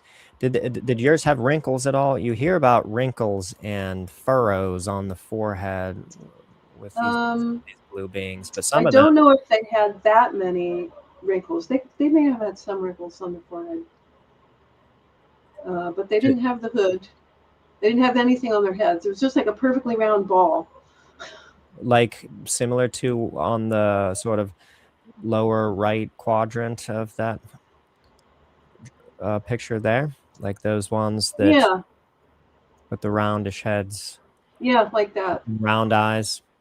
Yeah. And so those seem real robotic. They seem like they've got a hive mind. Like maybe they are an artificial intelligence, potentially. Could be. Interesting. So these were incidentally also, or at least the ones with the hoods, are the ones that Whitley Strieber had some. Oh, that's right. Okay, now I remember that. Or in that movie as well. I think we actually have somewhere in our folders a picture of what they were portrayed as in the movie. Let's talk about the school. I know you did mention a little bit about it when Todd asked about raising your vibration. But what happened here? Everyone's still there? I hear you. All I see is me. Okay. We'll just continue on. Okay. Fair enough. I don't know why I'm all large, Todd. It's your show, Jim. But so like you had after your initial early experiences, there was kind of a cessation, at least consciously, with the experiences until around maybe 19 years old. And then they Right. kind of returned, and that's when this kind of training or schooling began, which I find really interesting. And I'll just remark first that the kind of like weeding the students out kind of feature that you describe as like as you would progress, you know, through these lessons and trainings, there would be less and less of you. That's really interesting. So that, I mean, they were disqualifying people because they weren't qualified enough Right. to do what? Well, maybe we'll get to that at the end. But I've never heard of that before. Like you hear a lot about training. Most people don't remember much at all about the trainings. That's one of the things, and abduction researchers have always thought, you know, that's just always almost just unanimous with every abductee. They remember that there was some kind of training or teaching or instruction on something, but they just, even through regression, you know, can't regain the conscious memory of. But you do have a lot of conscious memory. I do. Yeah, and that time period was so intense for me. It was about, well, I was from about 19 to 24 years of age. It was around 5 years. I call that the Star People School. They met with me at least once a week, sometimes more. And at the same time, there was the occasional military abduction. So I learned a lot during that time. So one of the first things they taught me was to not be afraid. Because, you know, when you're afraid, you're totally out of control. You're not in control of the situation. So they taught me not to be afraid. And that was their verbatim. Reason. And that was their verbatim instruction. Did they actually say that and phrase it that way to you? Do not be afraid. Like that. Did they make a similar such statement? Do not be afraid. Because I find that just a little bit, that's interesting, because I always thought that the spiritual secret to transcending fear was that you can't be afraid of being afraid. You have to kind of embrace the emotion and allow yourself to be afraid, or to feel the emotion of being afraid in order I'm not sure that they actually said those words, but here's how I learned it. Mm-hmm. They would do things like they would show me things that I was afraid of, or they thought I was afraid of, and I would have to show that I wasn't afraid of. So they would show me spiders, like, oh, a spider, like, and after a while I realized they weren't even real spiders. They were just like rubber, like fake rubber spiders. I would always see through it, whatever the test was. And so this way they taught me not to be afraid. So kind of like exposure therapy. Do you think it's the same concept as exposure therapy? That's quite interesting. That's their methods kind of the same as ours. Yeah. But go on. So they showed me that right away, because they knew about well, I called it the secret government at the time, and because they told me about this war going on, and they were definitely against that. They were definitely not working with the military, and I'm talking about the ones I described who were like family to me. So pretty soon I started seeing these. What would happen was, after some of my experience with the Star People, I started seeing military personnel. They would also show up in this alternate reality, or on this etheric plane, or in vivid dreams, but they would show up and they would ask me questions. They'd say, what did you do with these aliens? What did you do with them? What did they say to you? And for a while, I actually answered their questions. I was very naive, and I didn't know any better, but I figured out pretty quick not to talk to them and not to answer their questions. And when I stopped talking to them freely, they started attacking me. And the first thing a psychic attacker does is to make you afraid. Because when you're afraid, you know, if you're sitting in the corner crying, you can't have any kind of control over the situation. So I was learning, the Star People were teaching me to not be afraid. And I was able to overcome these psychic attacks that way. So that was one of the first things they taught me. To overcome psychic attacks, even when you were younger, they started you with that kind of training. Yeah, 19, 20, 21. Yeah. And they also, strangely, from my perspective anyway, gave you some instruction in like hand-to-hand combat type of situations. Like if someone has a knife, did you not say in one interview that they kind of even gave some instructions on, you know, maybe physical Yeah. assaults and things like that? Well, they didn't really show me that. Like they never held a knife in their hand and showed me do this. What they did was show me how to create things. Like how to use subtle energy. Excuse me.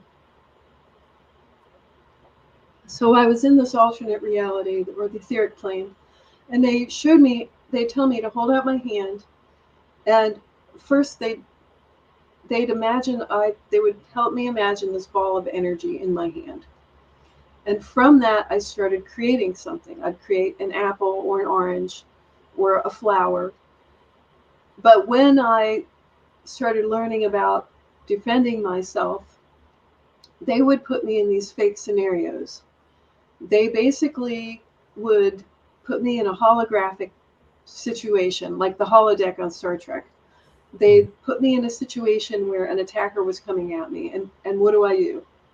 So since they were showing me how to create things in my hand, I created a knife.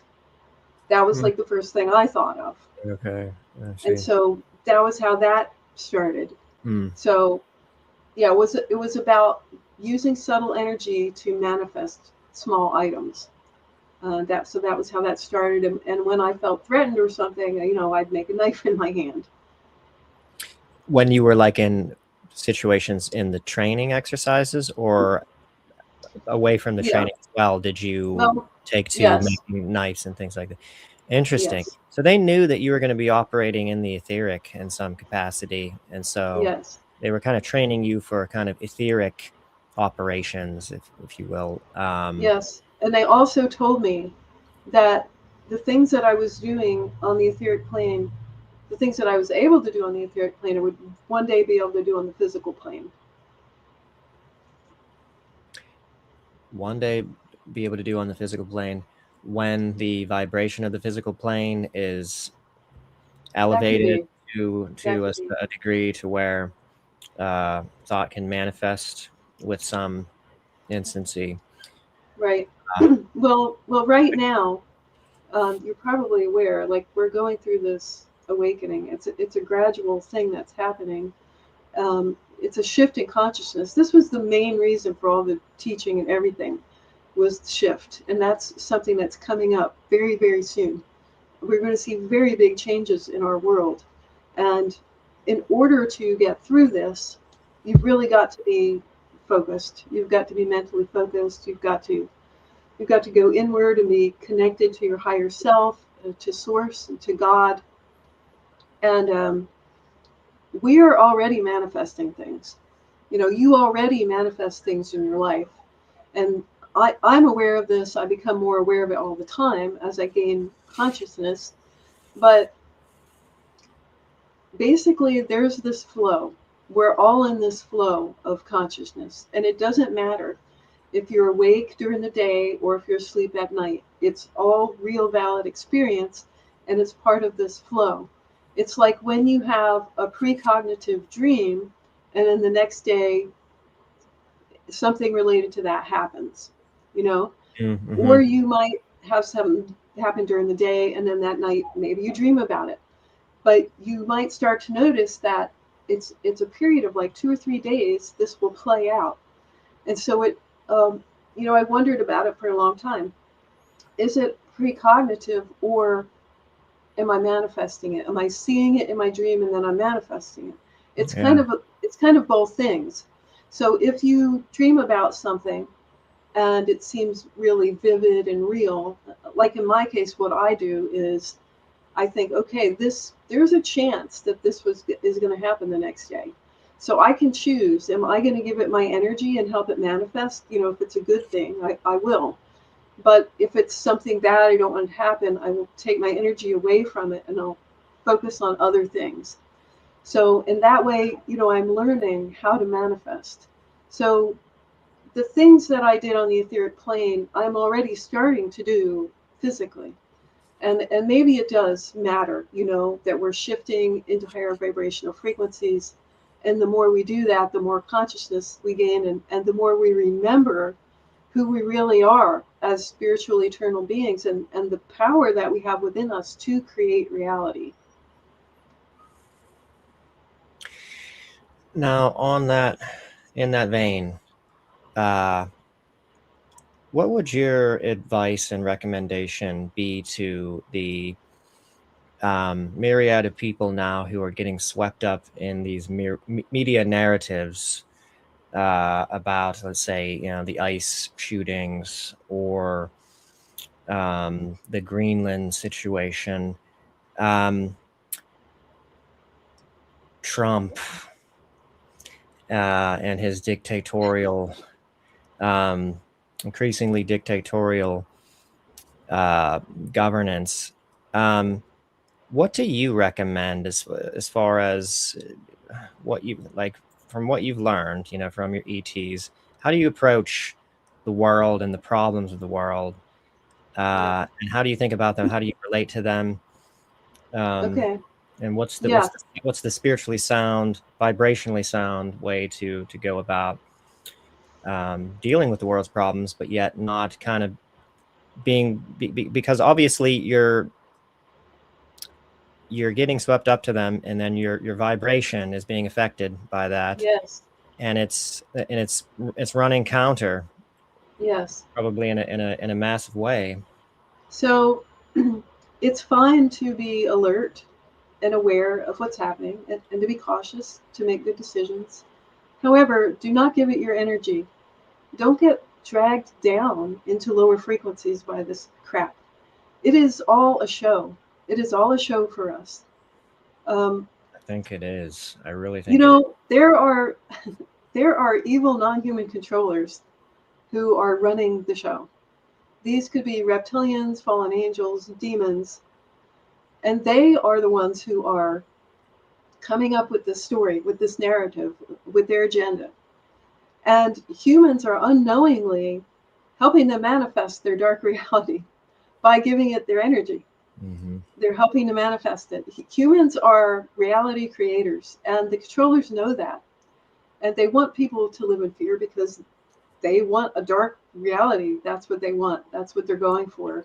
And it's better to, in this moment, it is better to be present in the moment, to gather all of your energy up into this moment, and realize that there really is no past and there really is no future. It's only right now in this moment. Because whatever moment you're in this moment. And if you put all of your energy and your focus into this moment, then that's all you need to do, with love in your heart, to be connected to God and Source, and just be present and know that this is temporary, and there is an agenda playing out. There's a huge narrative, and we are at the end of a world age. You might know about this. We're in the Kali Yuga. The Vedic Yugas are different world Mm-hmm. ages, and so Yeah. we have hit rock bottom. Okay, we have de-evolved to get here. Our ancestors were more highly evolved than we are now. We are at rock bottom, so we're working kind of on limited resources here. But this is what the awakening is about. It's about remembering who we really are. And the controllers of this world, they do not want us to remember that. They don't want this shift to happen, but they can't stop it. It's happening, and they know that. And so this is why they're pulling out all the stops right now. They're going to hit it hard. They're doing everything they can. So they're planning Project Blue Beam and the fake alien invasion. And at the same time, they're going to do meteors and asteroids too. And there'll come a time, probably soon, I don't know when, but you won't, well, God, it's already happening. You really can't trust anything you see. You can't trust the news at all. It's all propaganda and mind control. And you can't trust the internet anymore either, because very quickly now, everything's turning into AI. Mm-hmm. And you can't believe and you can't believe hardly anything anymore. And some people's videos are being taken and they're being changed. And the crazy thing is that, the smartphones, these are weapons. Your cell phone is a weapon. And I'm just going to touch on this pretty quickly here. Yeah, no, let's get into that, because I wanted to hear that from you, what you thought. Okay. Yeah. So the television, started with the television. William Crookes developed the cathode ray tube. These were in the first or the second televisions. The cathode ray tube has electrons that move through it, and they create an image on the screen. Well, William Crookes was a spiritualist, and he held seances, and he developed the cathode ray tube so he could talk to spirits. And he expected that they would be able to move these electrons and produce an image on the screen. And that is what happened. And that's what they do. I don't know if you've ever heard of something called ITC. It's what is it called? Instrument transcommunication. Instrumental transcommunication. Anyway, it's popular over in England, I think, and in Europe. People meet together and they use different electronic devices to talk to spirits. They'll use monitors, tape recorders, cameras, and they'll have a seance, and the spirits will leave something on the film, like 35 millimeter film. They'll have images or writing on the film, and they are using these things to communicate with spirits. It's not an unheard of technology. And back in the day when the television was being developed, you had, I believe it was Thomas Edison had a spirit telephone. Tesla was also working on a similar device. And so anyway, the television, it went over to Nazi Germany and got further developed. So in the 1950s is when it really got introduced big time into the United States, and everybody had one in their living room. So it was all about mind control and also demonic possession. And getting everybody to think along the same lines about all the world events, and getting everybody kind of, right. On the same playbook. And so now we've got the culmination of all of their hard work, the smartphone. Everybody's got one in their pocket now. Not me. I don't use one. My husband, John, and I, we don't own cell phones. And we tell everybody, get rid of them. Because not only do they pulse you, with harmful radiation that is heating up your brain and causing brain tumors, but they can target you specifically through your device. They have measured the frequency of different emotions like fear and sadness. They can pulse that at you. They can make you sick with your phone. And not to mention the spirits that can come through these devices and smart appliances. Have you ever heard of Sergei Monast, who did the research for Project Bluebeam? Him and a colleague, they're the ones who brought this information out. And one of the things he said was, and this was, I don't know, 20 years ago or more, he said that there would be devices in people's homes using fiber optic cables, and spirits would travel into people's homes through these devices. See, that's what I was afraid of. I was afraid that there was some spiritual element to this.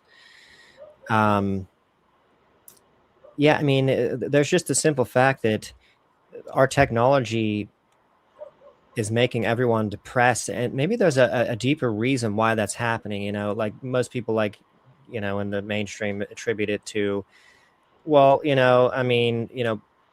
social media and posting, everybody posting about their lives, and seeing other people's what seem like their perfect lives, makes you think you're inadequate and stuff like that. But perhaps there is, and I much just feel like experientially, ever since I got my smartphone, things have gone downhill. Happiness has lessened.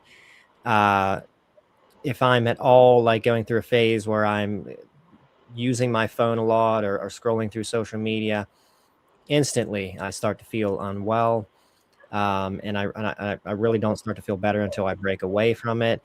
And just over the years of just really kind of monitoring this, I'm just starting to become more and more suspicious that there's just something weird about this device, that is sapping my energy and happiness and Wow. well-being, and maybe there's some kind of spiritual dimension to this that There I'm is. not aware of. There definitely is. We're in a spiritual battle right now. It's literally good against evil. That's what we're going through. And it might be hard to believe, but if you just realize that you are a spiritual being and you're a very powerful being. So we're being held down by these devices, by this technology. We don't need this. We should be able to communicate telepathically with our third eyes. But we will as we go into this shift of consciousness, and humanity remembers who they really are. When that happens, these controllers, they're going to flee. They're going to try to flee for their lives. Because when human beings remember who they really are, the jig is up. Bonnie, who are the controllers? The controllers they're unseen. That you're never going to see them on TV or anything. Yeah, I mean, you mentioned Trump, and he may very well be the Antichrist. That's possible. He could be a fallen angel. He might be, but mostly these controllers they're fallen angels or reptilians or some type of demons, and they run the world right now. They run everything, and the people that we see, like the politicians, those are just the puppets. They're the guys that get put out in the public, but they don't have the real power. But my husband John and I, we talk about this, and we do a live stream every Friday night through our website Awaken Video and over at locals.com. But we talk about what's happening in the world and the state of affairs and the shift that's happening. But it seems like Trump really fits the bill of the Antichrist. And the crazy thing that's happening with Greenland, if you may have heard about the 10 Kingdoms, the Greenland is part of the United States and part of the kingdom. You'll have to look up the 10 Kingdoms. In the global authoritarian agenda, I know there's whistleblowers going back to the 90s that have said that, little do you know, but eventually, Americans going to amalgamate Greenland and Canada and Mexico.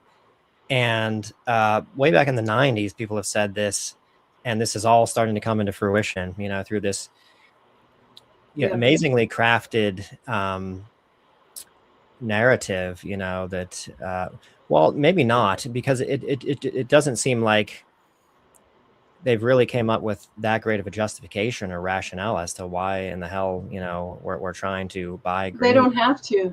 But I think to anymore. Right. But I think I've always had the suspicion, and I'll just say this real quick, that there's another sort of deception campaign directed at the overt government and the presidency. And maybe Trump is the Antichrist, but maybe he's not. And he's completely being deceived. And they've given him, the military industrial complex has given him some kind of narrative that we have to take Greenland because the Russians have this weapon system now, and the only way we're going to be able to defend ourselves is if we occupy that territory. And they've given him some really kind of stern, scary kind of situation or scenario that he feels like, this for matters of self-defense, we have to do it, but he can't reveal it. I think that there could potentially be something like that going on that makes them think, on that level, that this is completely justified. And that's how they're able to do it, because it just doesn't make sense to me how he's able to do that, unless he's really going crazy or something, which maybe he is to some degree, but I don't think he is that much, to not see like just the absolute gigantic problem that this is going to cause, our country. I kind of think he knows what he's doing. You think he knows what he's doing? I'm unsure. He might, but I think that maybe it's possible that there's some kind of specifically targeted deception campaign for the presidency, and maybe that's how they've always been running things. That there's different layers of the deception, different target populations that the controllers manipulate, use, or deploy to manipulate them. But I don't, so it's unclear. we live in some crazy times right now. And I think everything's happening at once. You know, all of the deception is happening at the same time the awakening is happening. But it's been planned that way. It's been timed that way because the controllers know that their time is short. So they're doing everything they can now. And, you know, I want to say something about the all of the UFO sightings. Like at the end of 2024, the New Jersey drones started. Mm-hmm. The New Jersey drone sightings. And then it spread, and across the world it spread. And so they were drones then. But now they've evolved into orbs. So now people are seeing orbs everywhere and different shaped crafts. And to me, I think a lot of this is deception. I think a lot of it is part of Project Bluebeam. I think they're gearing up for it. I think some of it could be military craft. Some of it could be holographic. And who knows, maybe there's some real star people up there flying around. They could be showing up too. Maybe everybody's showing up now because, you know, it's about to happen. So I think I think they're going into Project Bluebeam now. So it kind of tells us like where we're at, because Werner von Braun told his secretary, Carol Rosen, about the cards that they would play. And he talked about the terrorism card. Then it would be, what do you say, meteors and asteroids. And then it would be the final card was the fake alien invasion. And the only reason it's fake is because they're just going to write the story the way they want it to be. Obviously, aliens are already here. You know, they've already been here. The reptilians have been here for a long time. And so, you know, it's a fake alien invasion because they're just turning it the way they want it to be, a very fear-based event where they can, you know, save everybody and implement whatever kind of control measures. And implement, you know, the final stages of the, you know, the global world order, you know, which there has to be. The reason why that has always seemed plausible, like they could really hatch some kind of plan like that, is because we know where they plan to take things. We know that, you know, eventually power is going to be more and more centralized, and everything will be controlled from a central point. You know, nation states will be no more. You know, everything will be amalgamated. Economies will be amalgamated. Power will be not dispersed. You know, it will be centralized. But how are they going to get to that stage? You know, there has to be some kind of scenario which gets you there. You know, and there's not that many things that could really create that kind of level of world change other than maybe a fake ET invasion or maybe a world war or something like that, which could be somehow, you know, take us on a path there. So I've always thought it was plausible, but I just want to say one more thing while we're, you know, hashing this out. There's an alternative hypothesis that I have been entertaining. The false flag ET invasion scenario, as plausible as it is, it's very mainstream within ufology. You know, like just so many people, you know about this. You know, Project Bluebeam, it's become, you know, like a household term. You know, it's just everybody understands it.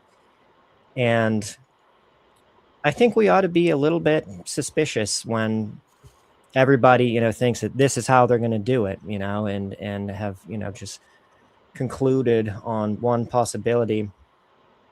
I think there could be other possibilities that explain why Project Bluebeam and the false flag ET invasion is circulating so much on social media. I know that the control system has always had one vulnerability ever since its inception, and it's that we're kept in the dark about what's really going on, that we have to continue to they have to continue to control our perception and dial in very granularly, you know, how we think and what we know, you know, about ourselves, our own origins, reality, etc. It's all very important that that our beliefs are such as they are, or this would all not work out. And I think they've always maybe been worried that the benevolent ET races, you know, that are interacting with humanity could blow that up in 5 minutes, and potentially, of course, given their level of technology, have the means to communicate a message to the populace, giving them the truth of what's really going on. And I have heard some whistleblower testimony to this effect, that they have been worried about that contingency, that they could broadcast some kind of message and totally turn this all into a house of cards in a second, once, no one believes anymore, the media narratives that we're giving them.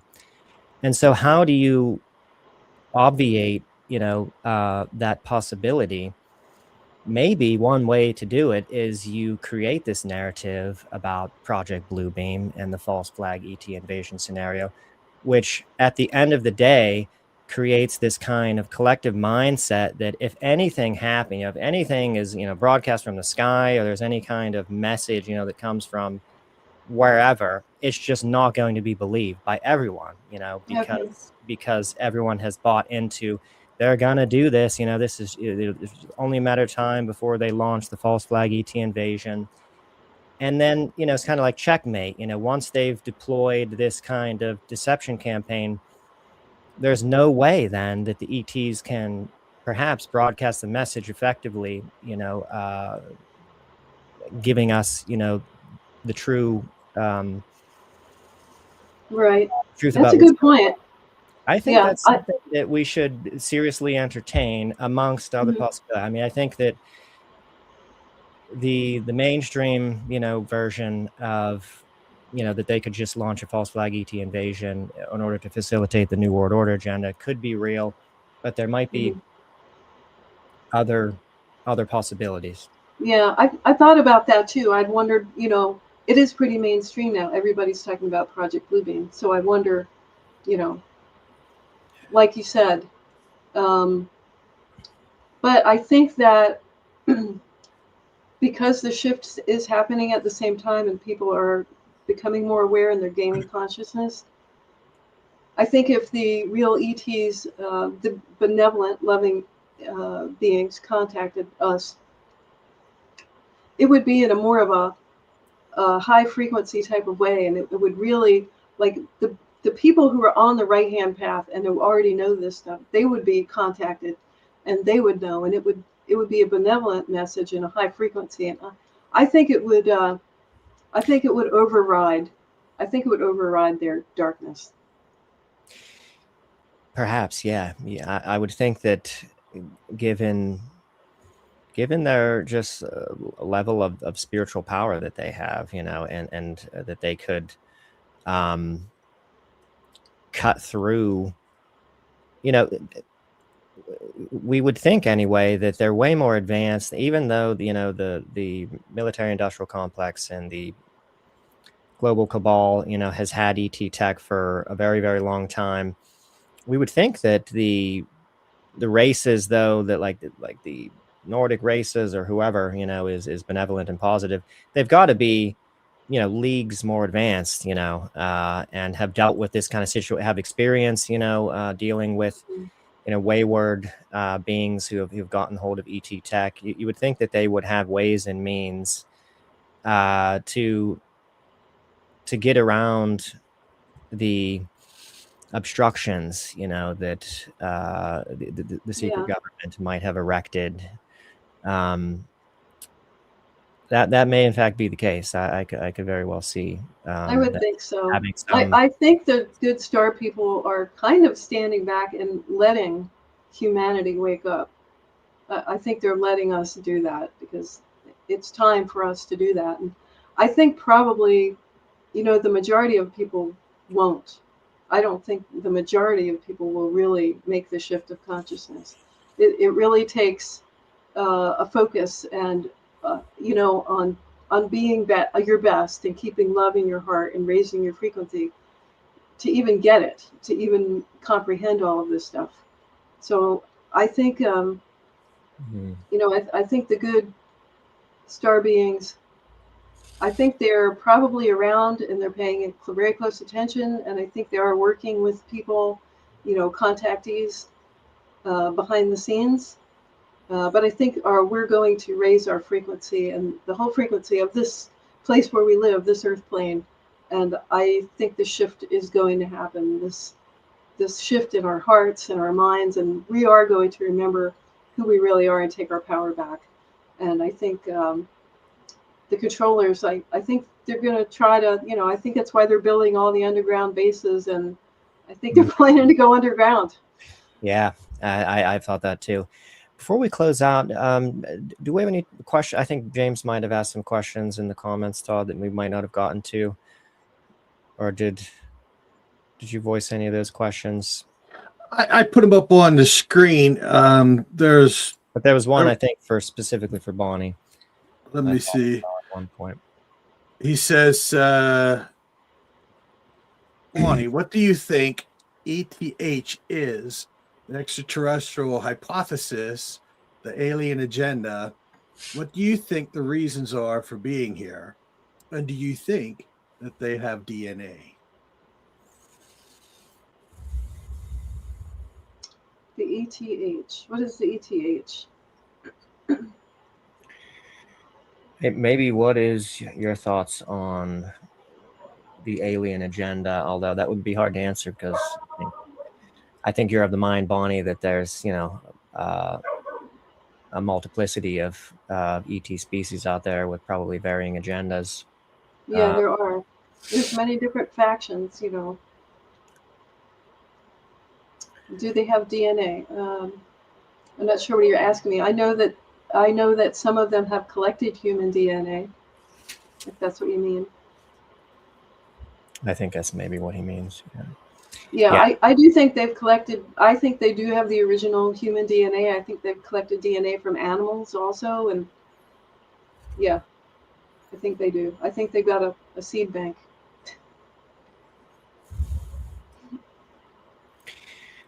So last thing, what do you think, if we can just, without getting too much in the weeds, what do you think the mechanics will be of the actual shift? Like as far as like the ascension, that people talk about. You kind of alluded to this a little bit earlier and gave me the impression that maybe we're going to be maybe pulled out while there's maybe like a clean sweep of everything and everything, all of the our civilization. I think there's two paths. I think the left-hand path is in low frequency kind of darkness, and the right-hand path is love and light and higher frequency.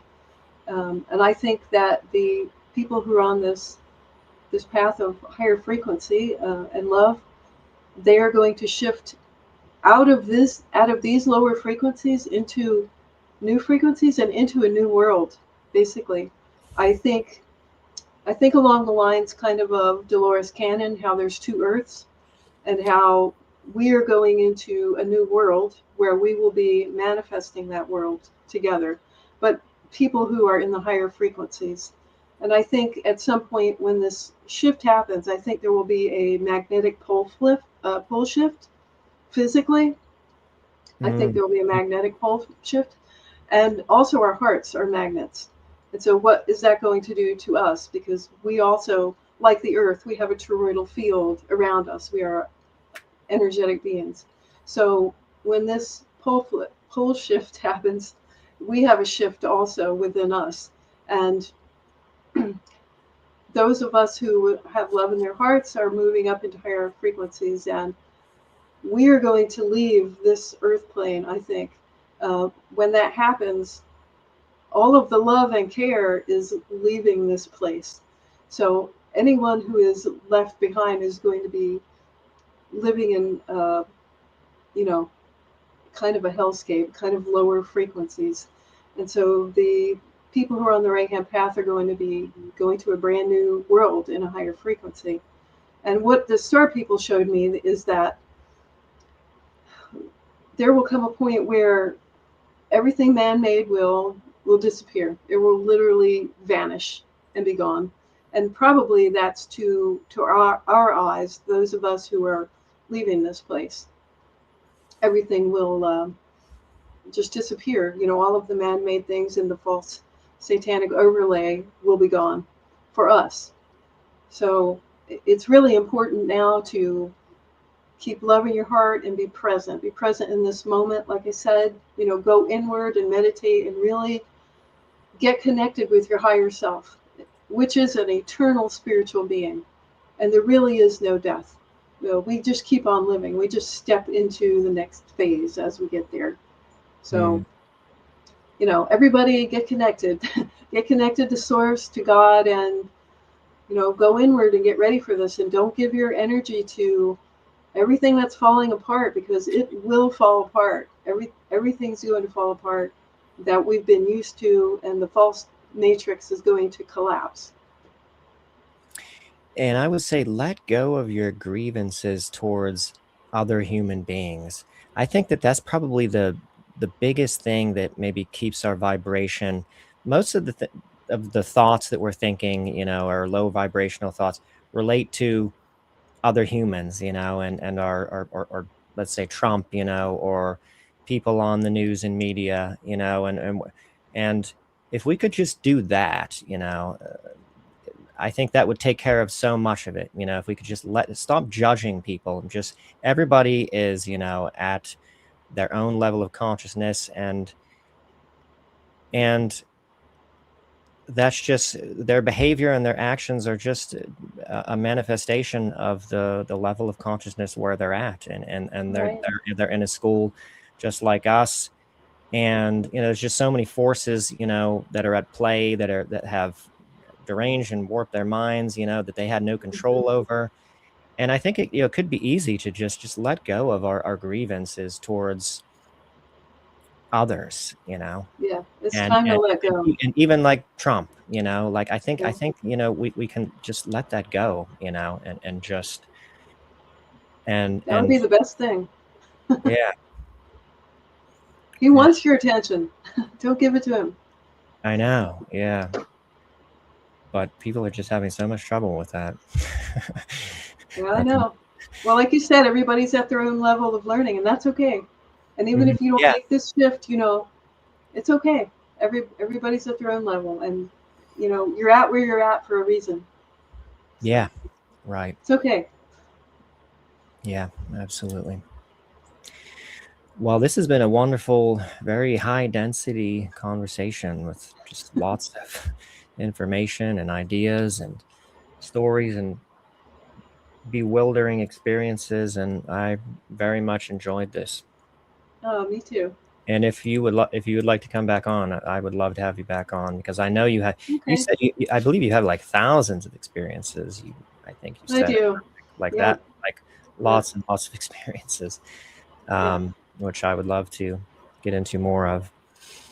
So, any Right. Well, final thoughts, Todd? Well, yeah, it was definitely great talking to Bonnie. I thoroughly enjoyed listening to all these things, and I can't wait to have her back on as well, because she is so fascinating, and I have tons of questions here, but I didn't want to interrupt her, so I was like, keep talking, that's great. But tonight's conversation reminds us that the greatest mysteries aren't always found in the sky. Sometimes it's within our consciousness itself. And Bonnie, her journey challenges us to look beyond fear, beyond surface reality, and beyond the systems that shape how we think and perceive the world. And whether you see her experience as contact, consciousness exploration, or a deeply personal spiritual path, her story invites an important question. How aware are we of our own inner power? And the world continues to change. The shift Bonnie speaks of may not be something that happens to us, but something that happens within us through choice, awareness, and the courage to reclaim our own minds. And we encourage you to explore Bonnie's work, read Journey with the Star People, and The Shift, Lifetime of Contact Leading to Higher Consciousness, and continue asking the questions that move you closer to truth. Thank you all for joining us for this episode of Paranomaly Beyond Disclosure. And until next time, stay curious, stay grounded, and keep looking beyond the veil. I'd also like to thank everybody that joined in tonight, listening, watching. We have a friend of ours, James Pike. He shows up. Great guy. Thank you, everybody, for supporting us and what we do. And Bonnie, thank you again so much for being on our show. That was fun. Thank you, guys. Yep, you're welcome. Right. Thanks for coming on. Good night, everybody. Good night. See you, everybody.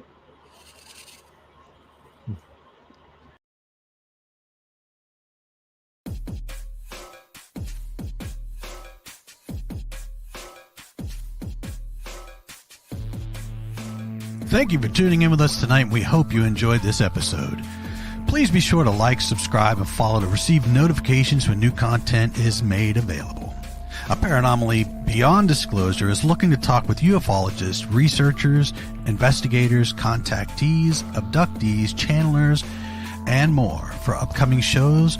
Or if you have stories, photos, videos, questions, suggestions, or comments, please contact us through Messenger or email us at paranomalypodcast@gmail.com.